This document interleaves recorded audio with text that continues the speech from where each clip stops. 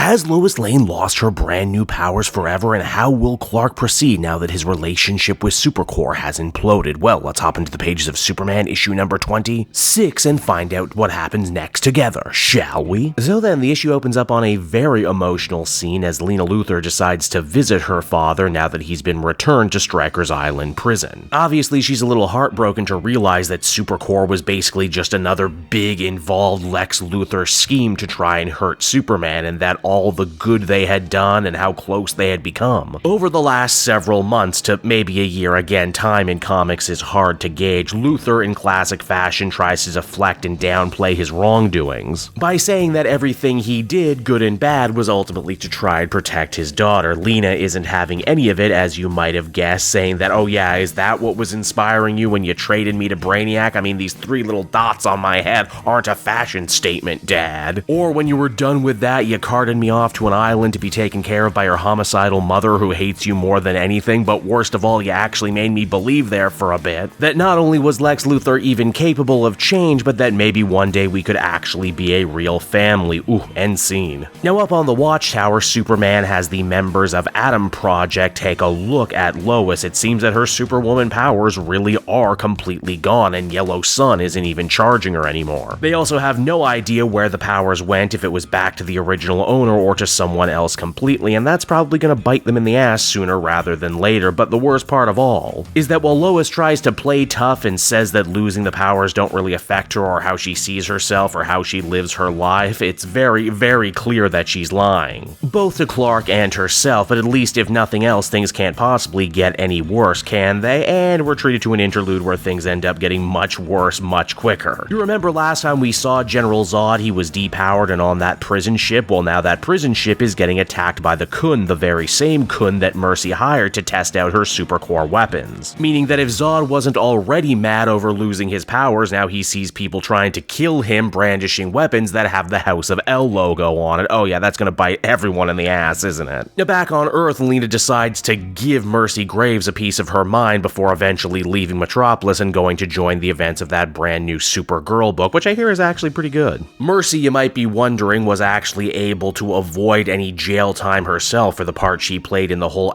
XL disaster by essentially throwing Lex under the bus. The most shocking part, though, is that Luthor just kind of took the rap for Mercy, and I mean, it's only fair, right? How many times did Mercy get thrown under the bus by Lex and take his rap? Now the shoe is on the other foot. So much to the point that when Superman shows up to have a conversation, they frame it just like every window conversation Superman has ever had with Lex, implying that, why yes, Mercy has 100% taken her former boss's place, both literally and figuratively. She even has the classic Luthor arrogance down pat too, trying to get Superman to stay, saying that everything they've done with Supercorp is so much more important and more meaningful than just one little fight. I mean, hey, we're business partners, we're in a relationship, this sort of stuff is gonna happen. God, get over it, so I tried to kill you. Welcome to corporate America, my guy. Superman takes this opportunity to really put his foot down, saying that Mercy is officially cut off from the Watchtower and any other Justice League resources that Supercorp may have been using. He says that their relationship, both personal and professional, is 100% severed, though in reality, Mercy says that the only person who can really only sever Superman from Supercorp is Luthor himself, but Luthor is pretty damn conflicted these days in prison, and by the time Superman sees him, he's all sorts of pissed off. He basically says to him, do I have to worry about any other traps? We got killer clones? Is there some kryptonite bomb in my toilet? Maybe some crooked zebras I should look out for? Lex isn't in the mood and once again tries to defend himself by saying, yeah, the XL project was incredibly dangerous, so dangerous that he never actually unleashed it himself. He says that he really did care about the work that he and Superman did together, and he hopes that they can continue their working relationship moving forward, if not for Superman himself, if not for the city, then maybe for his wife Lois. Lex says that he thinks he would be able to return Lois's Superwoman powers to her, and that while Superman might not actually think that's important, he speaks from a certain level of experience knowing that it is. After all, Lois tasted godhood, got to stand shoulder to shoulder with heroes, got to actually make a major change in the world instead of just writing about it. And that perhaps she's too good a person to say it out loud, but perhaps the loss of those powers might end up making her resent her husband in the future. Ooh. Now, that's one hell of a raw nerve to end up prodding on Superman, who says the last thing he needs is marriage advice from Luthor before eventually freaking out all over again due to the synthetic red K in his system. Though Clark himself even admits this rage-fueled Rampage doesn't feel like the others, and it's heavily implied that maybe Mercy Graves was able to activate this effect from the outside. Now, why would she want to do that? Well, maybe she finally wants to kill Lex. Maybe she's sick of waiting for him to return back to the old, cruel, petty him that she loved, and would rather see this new, softer, more introspective Luthor get torn to pieces by his foe-turned-friend-turned-foe all over again. Lex gets chased by an enraged Superman all over Stryker's Island, and because he has no allies to assist him, instead he decides to turn to some enemies for help, as this is the same prison that Graft and Farm are being held, you know, the people who infected Superman with the synthetic red K to begin with. Luthor says he's willing to spring the two evil mad scientists in exchange for helping him cure Superman once and for all, and once that's all said and done, they're going to settle their differences prison-style in the yard. Though here's the thing though, as the comic comes to a close, Luthor and the mad scientists might have to hurry, as they're not the only ones looking to deal with a rage-fueled Superman right now, as at that very moment, Marilyn Moonlight, who shows up vowing to take Superman down in any way that is necessary, if that means keeping her vow to protect Metropolis. And so that was Superman issue number 26, everybody, and once again, Joshua Williamson does an absolutely bang-up job with this story. There's just so much great character work going on here for Lex, for Mercy, for Superman, and even for Lois herself. There's just so much raw emotion here to dig into and unpack. And if that sort of thing isn't your bag, and I don't know why it wouldn't be, Williamson also proves that he's a real master at planting seeds for the future. We see the ongoing story with Zod, and even some more tidbits involving the Darkseid's Legion and their torture of the Time Trapper, which is of course all tied to the bigger Absolute event coming soon. Overall, I think I feel comfortable giving this one another very solid 8 out of 10. We are eating so well as Superman fans now, and with the new book and the new movie on its way, this really is starting to feel like the summer of Superman.